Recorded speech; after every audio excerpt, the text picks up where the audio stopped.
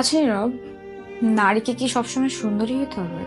প্রত্যেকটা নারী সুন্দর থাকে, কিন্তু বিয়ের পরে দেখা যায় অনেক কিছুর কারণে একটা বউ সে মুটিয়ে যেতে পারে, সে খাটো হতে পারে, সে চিকন হতে পারে, সে রোগা হতে পারে, হোয়াট এভার যে কোনো কিছু হয়ে যেতে পারে। এবং হাজবেন্ডরা কথায় কথায় এটা নিয়ে খোঁচা শোনাবে, মোটা হাতি হয়ে গেছে দেখতেছি ইদানিং, তোমার রূপ তো ইদানিং আমাবস্যার চাঁদকেও হার মানায় দেবে, খোঁচা মারবে, উঠতে বসতে খোঁচা মারবে। কিন্তু দেখো, একটা পুরুষের ভুঁড়ি বাড়াই গেছে, তার মাথায় টাক হয়েছে আমার মতো, সে দেখতে ভালো না, কোনোদিন কোনো হাজবেন্ডকে বউরে এই খোঁটা দেয়নি।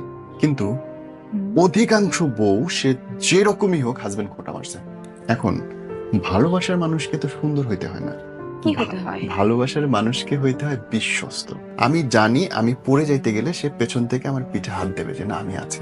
আমি ডুবে গেলে আমি জানি আরেকটা হাত আসবে, সে হাতটা আমাকে টেনে তুলবে। সম্পর্কের সৌন্দর্যটাই আসলে মূল সৌন্দর্য, চেহারার সৌন্দর্য না।